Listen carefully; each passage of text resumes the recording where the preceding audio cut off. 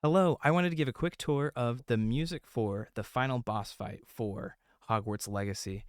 As you can see here, it's kind of all contained under this single object. This object is called a switch container. And so we've got phase one, two, three, and four.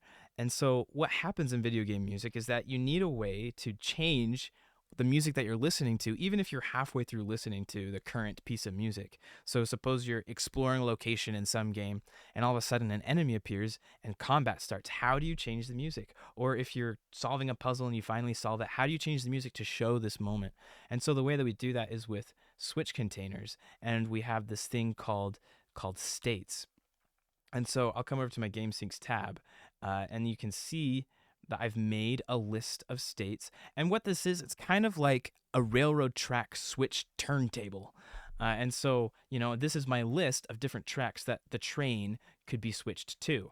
And I've called the state group combat phase. And so, I've made this little variable. I'll come over here and I've put it here. And I've assigned a different piece of music to each state, to each railroad switch. Um, and so that's how that works. Let's see.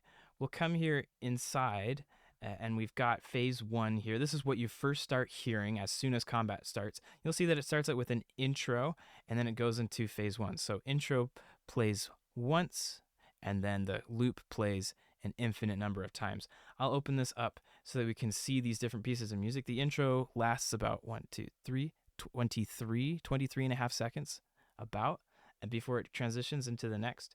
And then we get to the whole loop, and this one's is much longer. This is 1 minute 51 seconds before it loops.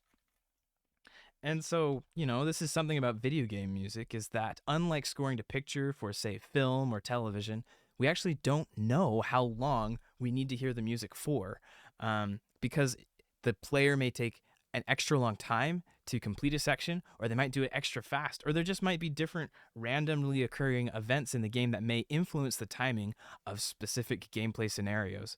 And so we need to be pretty adaptable or flexible to what could happen.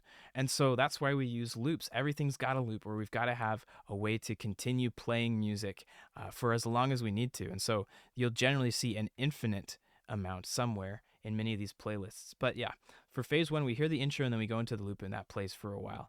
And as we go into phase two, I just want to point out that I have this this transition to phase two segment here, and that'll play one time, and then it'll go into the rest of the the playlist, and then it will loop as well. And the cool thing about this boss fight, it's such a long boss fight, as is appropriate, as it is the final combat encounter of the game, and the music can really help give a sense of progression. As the player is fighting, they'll be doing damage to the boss, taking down its health bar, and after you reach a certain point, it'll end phase one and go to phase two, and you kind of take the enemy boss down a peg. It kind of retreats to a slightly different location, and so you get a sense of progression. The player moves locations kind of chasing after the dragon, and so this transition to phase two segment is supposed to sort of underscore the moment that you're chasing after it, and it's really fun. I'll just go through and play it. I wanted to give all my explanation at the beginning because I didn't want to talk too much during,